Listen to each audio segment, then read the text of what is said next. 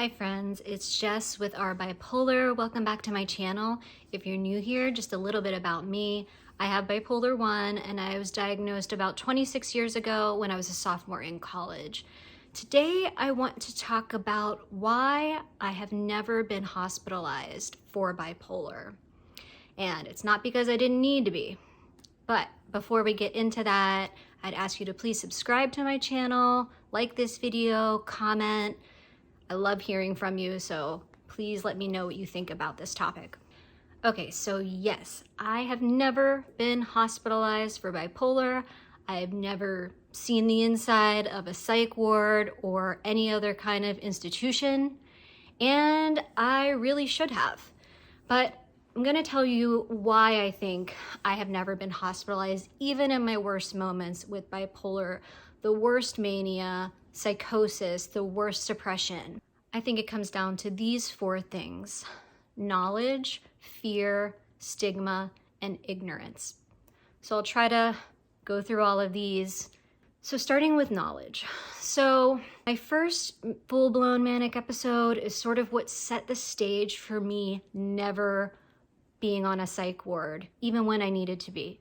I go through that manic episode in this video. It's gonna pop up like right about now. I had my first full-blown manic episode, and during that episode, which, you know, I was manic, I was having psychosis, I actually called my father, who is a therapist.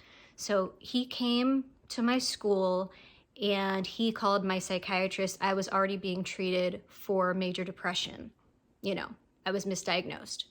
I could hear on the phone that the psychiatrist wanted me to go to a hospital nearby and be admitted to the psych ward.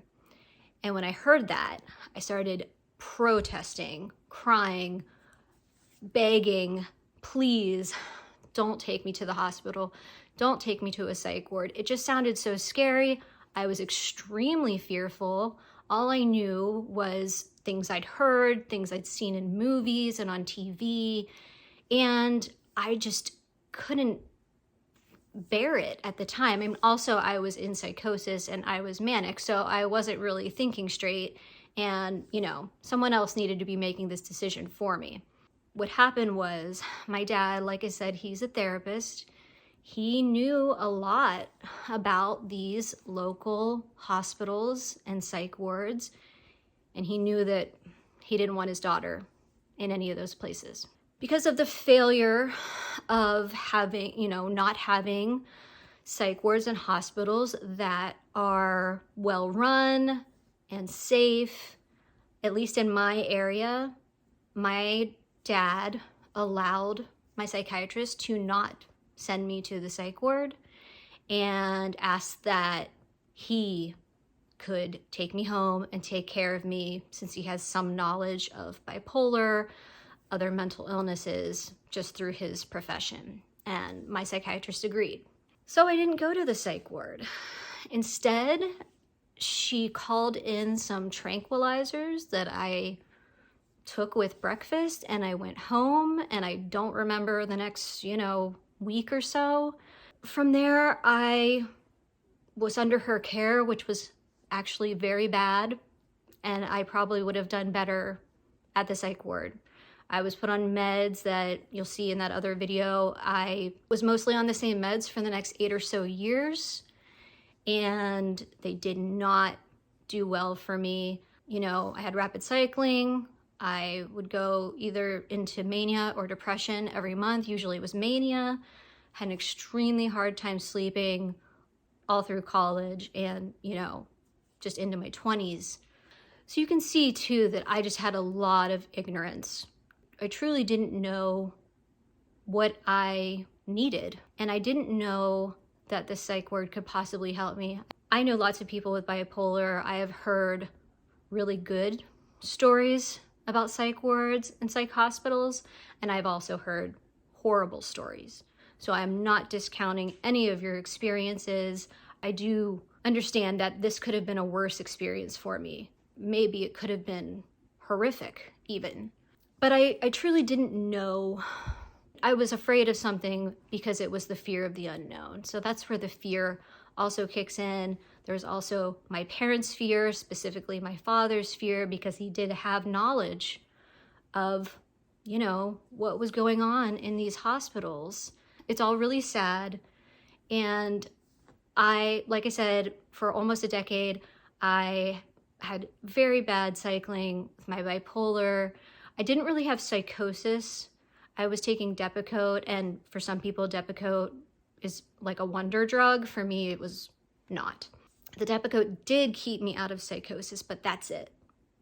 And I do think it exacerbated the mania and the depression and just the cycling. It just didn't do anything really with those things.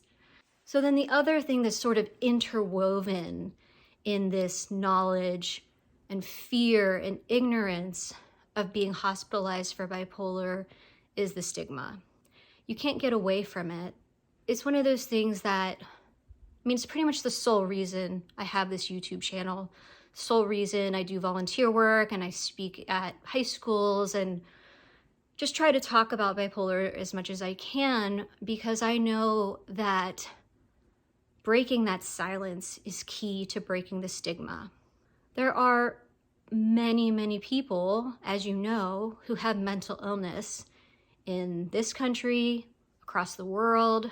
If we uncover that a bit and explain what it can be like to live with a mental illness, and in this case, you know, bipolar 1, then people start to understand, and they start to understand it in a way that normalizes it, at least for those of us who have it.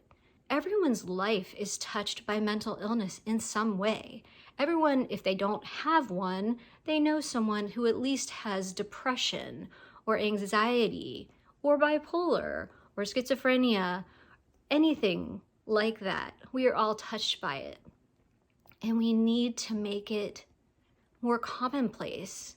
And I'm not saying that everyone should go around and talk about their mental illness. Of course not. People should do what is right for them. But the more, at least if some of us are doing it, if we can, I mean, it took me 20 years to talk about it publicly. But if we do start talking about it, then maybe some of this stigma can go away and we can understand, like, it's okay to need help. It's okay to be hospitalized even. I'm not counting out that I won't be hospitalized at some point in my life. I understand that, you know, just like in my life right now, my husband has had this major spinal cord tumor operation, and I was very worried about going into severe mania or depression. So far, it hasn't happened. Things could go awry.